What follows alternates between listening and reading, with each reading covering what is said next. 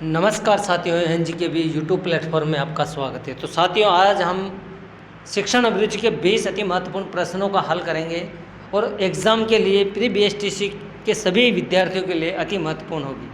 साथियों, अगर आप चैनल पर नए हैं तो चैनल को सब्सक्राइब करना, बेल आइकन को अवश्य दबाना, जिससे कि हर क्लास का नोटिफिकेशन आपके पास पहुंच सके। तो साथियों, आपके लिए महत्वपूर्ण प्रश्न है, उनमें से ये रहे आपकी स्क्रीन पर पहला क्वेश्चन। हल करते हैं आज के इन प्रश्नों को।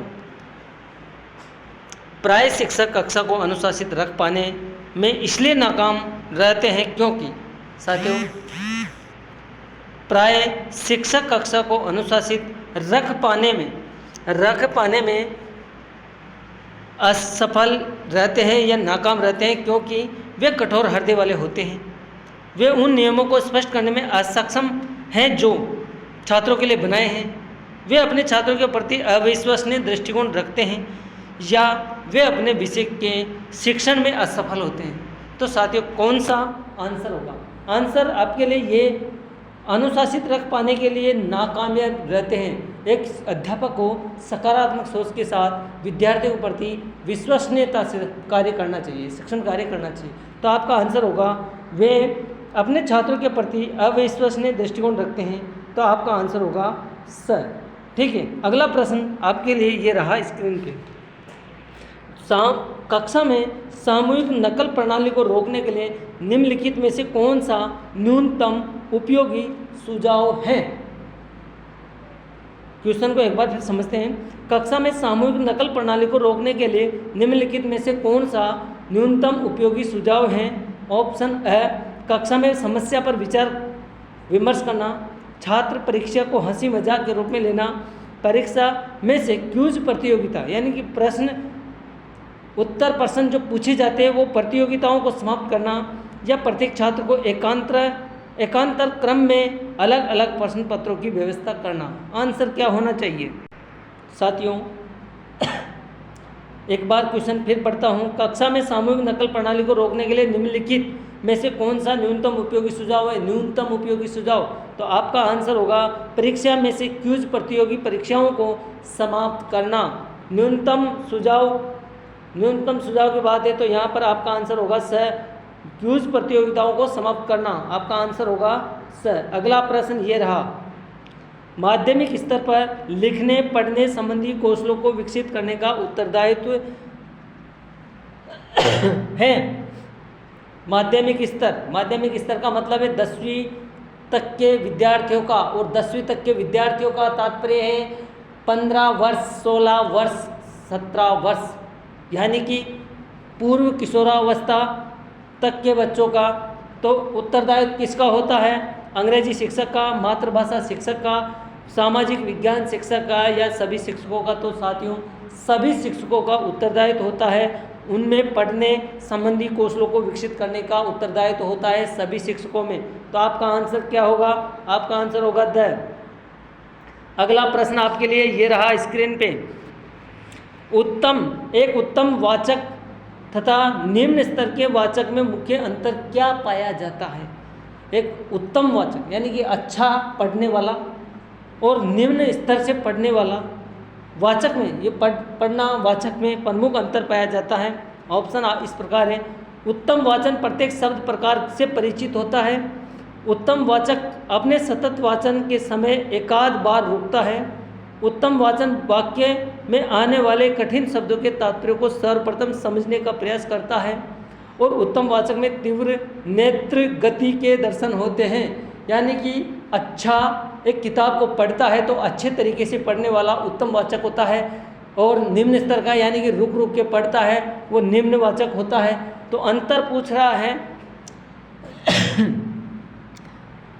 तो अंतर क्या हो सकता है कि उत्तम वाचक प्रत्येक शब्द प्रकार से परिचित होता है, यानी कि शब्द परिचित, निम्न स्तर का भी शब्दों को पढ़ जानता है।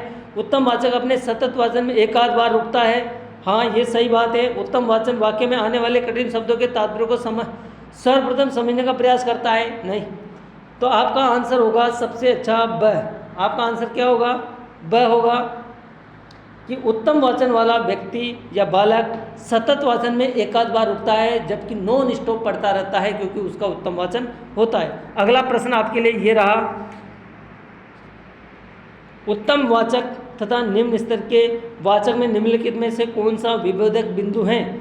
कौन सा विभेदक बिंदु है? यहाँ नहीं है पूछ रहा है, क्वेश्चन को समझना साथियों, यहाँ नहीं है पूछ रहा है।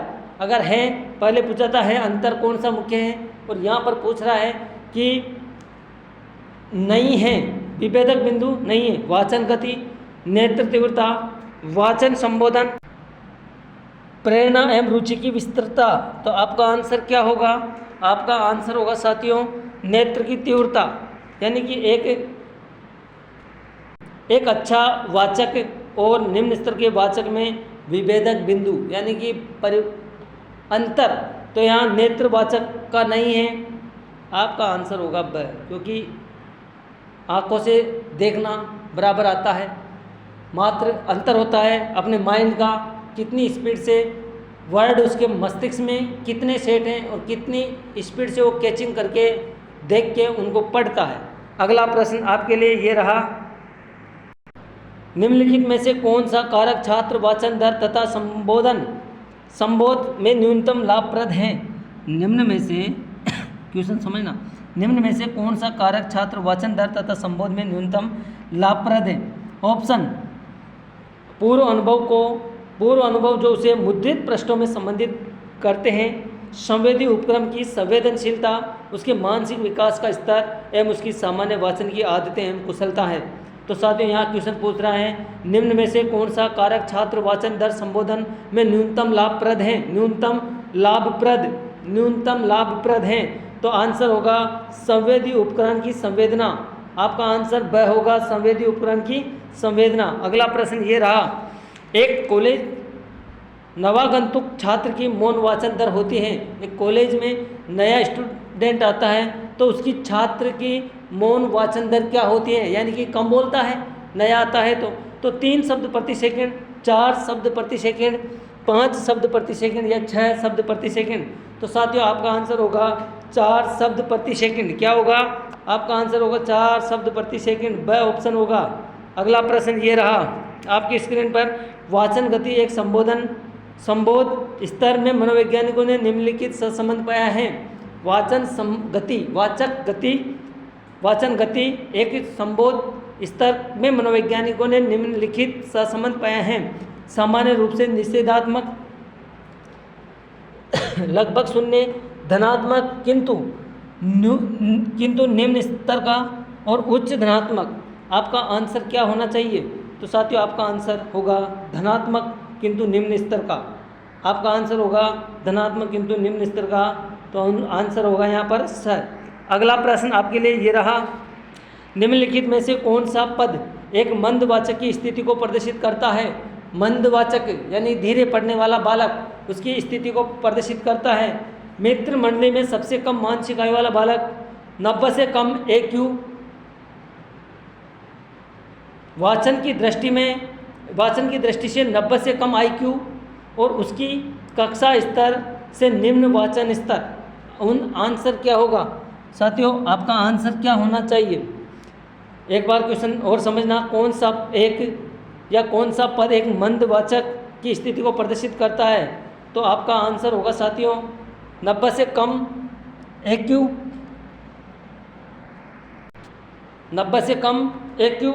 आपका आंसर यहाँ एज क्वालिटी है या एज क्वांटिटी है, तो यहाँ पर आपका आंसर होगा ब। अगला प्रश्न आपके लिए ये रहा स्क्रीन पे, प्राथमिक कक्षाओं में छात्रों को वाचन अभ्यास रीडिंग प्रैक्टिस कराई जाती है। प्राथमिक कक्षा का मतलब क्या है? 5वीं और 5वीं कक्षा तक के बालक, यानी कि 10-11 साल का बालक प्राथमिक तक होता है, 10 साल तक का, और उसकी एज कितनी होती है? बाल्यावस्था। तो बाल्यावस्था के अंतर्गत छात्रों को अभ्यास रीडिंग यानी कि वाचन अभ्यास या रीडिंग प्रैक्टिस करवाई जाती है। एक निश्चित पाठ्य पुस्तक की सहायता से प्रत्येक छात्र द्वारा उच्च ध्वनि में पाठ की पुनरावृत्ति करके छात्रों को भाषा संबंधी अनुभव प्रदान करके या मातृभाषा की पुस्तकों के द्वारा साथियों आंसर क्या होगा? आपका आंसर ये होगा कि प्राथमिक कक्षाओं में छात्रों को भाषा संबंधी अनुभव प्रदान करके, आपका आंसर होगा भाषा से संबंधित अनुभव प्रदान करना, क्योंकि 10 साल का बालक हो जाता है लगभग, ये 6 साल से 10 साल तक के मध्य का बालक होता है। तो प्राथमिक कक्षाओं का, यहाँ प्राथमिक कक्षाओं में छात्रों का वाचन की बात कर रहा है, तो आपका आंसर होगा स। अगला प्रश्न आपके लिए ये रहा, यदि आप छात्र को वाचन का शिक्षण करने जा रहे हैं, यदि आप छात्र को वाचन का शिक्षण करने जा रहे हैं तो निम्नलिखित पर अत्यधिक बल प्रदान करेंगे। यदि आप छात्र को वाचन का शिक्षण करने जा रहे हैं तो निम्नलिखित अत्यधिक बल प्रदान करेंगे।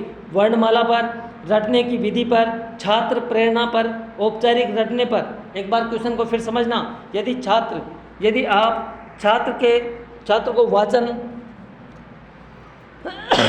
को वाचन का शिक्षण कराने जा रहे हैं तो निम्नलिखित अत्यधिक बल किस पे अधिक बल देंगे? वर्णमाला पर नहीं देंगे, रटने पर भी नहीं देंगे, वर्णमाला पर नहीं देंगे, रटने पर नहीं देंगे, औपचारिक रटने पर, छात्र प्रेरणा पर। साथियों आंसर आपका होगा छात्र प्रेरणा। छात्रों को प्रेरणा देकर ही उनको वाचन शिक्षण अच्छी तरीके से करवाया जा सकता है। अगला प्रश्न आपके लिए ये रहा स्क्रीन पे, आधुनिक भारत में अंग्रेजी शिक्षण अपने लक्ष्य की प्राप्ति में असफल रहा है।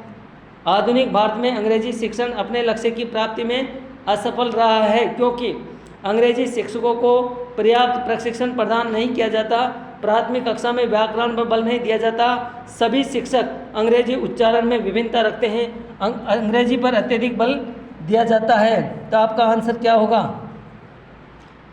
साथियों एक बार क्वेश्चन समझना, आधुनिक भारत में अंग्रेजी शिक्षा अपने लक्ष्य की प्राप्ति में असफल रहता है क्योंकि, आंसर देखना, सभी शिक्षक अब अंग्रेजी उच्चारण में विभिन्नता रखते हैं। आपका आंसर क्या होगा? स, अंग्रेजी उच्चारण में विभिन्नता रखते हैं। ठीक है, अगला प्रश्न आपके लिए ये रहा, इसमें आपका आंसर होगा स। ठीक है, अगला क्वेश्चन, भारत में अंग्रेजी भाषा के शिक्षण का एक आधारभूत निष्कर्ष बालकों में उस या इस भाषा का व्यवहारिक ज्ञान पैदा करना भी है। इसका उद्देश्य की समाप्ति संभव है यदि भारत में अंग्रेजी भाषा के शिक्षण का एक आधारभूत निष्कर्ष बालकों में इस भाषा का व्यवहारिक ज्ञान पैदा करना है, इस उद्देश्य में के समाप्ति संभव है यदि अंग्रेजी शिक्षकों को विशिष्ट प्रशिक्षण प्रदान किया जाए, स्कूल में प्राथमिक वर्षों में अंग्रेजी व्याकरण का शिक्षण किया जाए, सभी शिक्षक अंग्रेजी भाषा के शुद्ध एवं सही शिक्षण पर बल दें, या अंग्रेजी शिक्षक अंग्रेजी को भाषागत विद्वेष न रखें। तो आपका आंसर क्या होगा? साथियों आपका आंसर होगा सभी शिक्षक अंग्रेजी भाषा के शुद्ध एवं सही शिक्षण पर बल दें। तो आपका आंसर यहाँ स होगा, आपका आंसर यहाँ भी स होगा। क्या होगा? स, अंग्रेजी भाषा में शुद्ध एवं सही शिक्षण पर बल दे। अगला प्रश्न ये रहा, आधुनिक समय में मातृभाषा के उत्तम कौशलों को विकसित करने के लिए शिक्षकों को चाहिए। एक बार फिर क्वेश्चन पढ़ना समझना, आधुनिक समय में मातृभाषा के उत्तम कौशलों को विकसित करने के लिए शिक्षकों को चाहिए कि वे भाषा के व्याकरण तथा उच्चारण कौशल पर बल दें, भाषा संप्रेषण संबंधी व्याकरण पर आवश्यक बल दें, भाषा संबंधी व्याकरण को गौण स्थान दें, या भाषा विकास के लिए प्रारंभिक कक्षाओं के अतिरिक्त प्रयास करें। क्वेश्चन समझना, आधुनिक समय में मातृभाषा के उत्तम कौशलों को विकसित करने में शिक्षकों को चाहिए कि भाषा संप्रेषण संबंधी व्याकरण पर आवश्यक बल दे। आपका आंसर होगा ब। क्या होगा? ब, भाषा संप्रेषण संबंधी व्याकरण पर आवश्यक बल दे या जोर दे। ठीक है, तो आपका आंसर होगा ब। अगला प्रश्न ये रहा कि आधुनिक समय में बालकों की लेखन शिक्षा निम्नलिखित विचार पर आधारित है। आधुनिक समय में बालकों की लेखन शिक्षा निम्नलिखित विचार पर आधारित है। लेखन शिक्षा स्वयं अति महत्वपूर्ण शैक्षिक लक्ष्य हैं। लेखन केवल अधिगम का एक सहायक यंत्र है, अंतिम उद्देश्य है, या फिर लेखन का गौण स्थान है, जबकि व्यक्त विचारों का प्राथमिक। और ऑप्शन द, छात्रों में सुलेख संबंधी आदतों पर अनावश्यक बल देना। साथियों आंसर होगा आपका लेखन, आंसर होगा लेखन केवल अधिगम का एक सहायक यंत्र है और जिसका अंतिम उद्देश्य नहीं है। सहायक यंत्र है, अंतिम उद्देश्य नहीं है। आपका आंसर होगा ब। अगला प्रश्न आपके लिए ये रहा। आधुनिक समय में प्राथमिक कक्षाओं में लेखन शिक्षण पर बल दिया जाता है। आधुनिक कक्षाओं में लेखन आधुनिक समय में प्राथमिक कक्षाओं में लेखन शिक्षण पर बल दिया जाता है। प्राथमिक कक्षाओं में सुलेख करें, भाषा संबंधी विभिन्न अभ्यास करें, भाषा वचन एवं लेखन का साथ साथ अभ्यास करें, भाषा संबंधी उत्तम अभिव्यक्ति का ज्ञान प्रदान करें या प्राप्त करें। आंसर क्या होगा? भाषा संबंधी, साथियों आपका आंसर होगा भाषा संबंधी उत्तम अभिव्यक्ति का ज्ञान प्राप्त करें।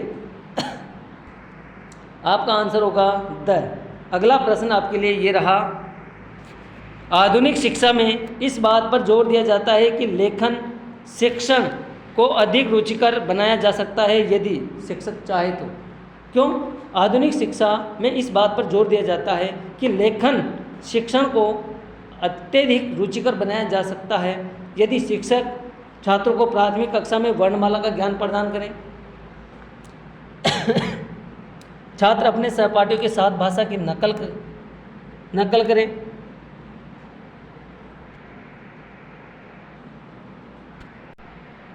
वाचन के साथ साथ बालकों को लेखन प्रशिक्षण प्रदान करें या छात्रों को अपने अनुभव को लिखने की प्रेरणा प्रदान करें। तो साथियों आपका आंसर क्या होगा? छात्रों को, आपका आंसर होगा वाचन के छात्रों को अपने अनुभव को लिखने की प्रेरणा प्रदान करें। एक अध्यापक को छात्रों को अपने अनुभव लिखने के लिए स्वयं को प्रेरित करें, प्रेरणा प्रदान करें, जिससे कि वो लेखन शिक्षण को रुचि से तैयार करें, सीखें। तो आपका आंसर होगा यहाँ पर द। अगला प्रश्न ये रहा आपकी स्क्रीन पे। सामाजिक विषय के शिक्षण में, सामाजिक विषय या सामाजिक विज्ञान के विषय में शिक्षण में विषय वस्तु स्वयं में अंतिम लक्ष्य होते हैं, शिक्षण विधि परिस्थिति से मुक्तपूर्ण होते हैं, शिक्षण तकनीकी तथा उद्देश्य में कोई संबंध नहीं होता है और युक्तियाँ एवं विषय सामग्री दोनों में पारस्परिक संबंध होता है। तो साथियों आंसर आपका क्या होगा? सामाजिक विषय में, सामाजिक शिक्षण या सामाजिक अध्ययन के विषय में क्या होता है? युक्तियाँ एवं विषय सामग्री दोनों में पारस्परिक संबंध होता है। आपका आंसर होगा द। आपका आंसर होगा द। अगला प्रश्न ये रहा। प्राय अधिकांश शिक्षक ये चाहते हैं कि विज्ञान शिक्षण को सर्वोच्च प्राथमिकता प्रदान करनी चाहिए। प्राय अधिकांश शिक्षक ये चाहते हैं कि विज्ञान शिक्षण को सर्वोच्च प्राथमिकता करनी चाहिए। क्यों? विज्ञान संबंधी विभिन्न तथ्यों की ज्ञान प्राप्ति को, छात्रों में प्रयोगशाला संबंधी कौशलों के विकास को, नवीन समस्याओं के हल खोजने की पद्धति को या छात्रों में उच्च ज्ञानात्मक विकास को। आंसर क्या होगा? आपका आंसर होगा साथियों नवीन समस्याओं के हल खोजने की पद्धति को, नवीन समस्याओं के हल खोजने की पद्धति को। तो आपका आंसर होगा स। अगला प्रश्न आपके लिए ये रहा स्क्रीन पे। एक शिक्षण यूनिट में के मूल्यांकन का प्राथमिक उद्देश्य क्या है? एक शिक्षण यूनिट के मूल्यांकन का प्राथमिक उद्देश्य क्या है? छात्रों को ग्रेड के आधार पर वर्गीकृत किया जाए, विभिन्न शिक्षण उद्देश्यों की प्राप्ति की स्थिति से अवगत कराया जाए, विभिन्न उद्देश्यों के संदर्भ में छात्र प्रगति का पता लगाया जाए, या छात्रों को अधिकाधिक परिश्रम के लिए उद्यत किया जाए। तो आपका आंसर क्या होगा साथियों? आपका आंसर होगा विभिन्न शिक्षण उद्देश्यों की संप्राप्ति के स्थिति में अवगत कराया जाए। तो आपका आंसर होगा ब। तो साथियों क्लास अगर अच्छी लगी, प्रश्न आपको अच्छे लगे और अच्छा लगा तो लाइक करना, शेयर करना, चैनल को सब्सक्राइब अवश्य कर लेना, बेल आइकन को जरूर दबाना जिससे कि हर क्लास का नोटिफिकेशन आपके पास पहुंच सके। ठीक है, धन्यवाद। जय हिंद, जय भारत।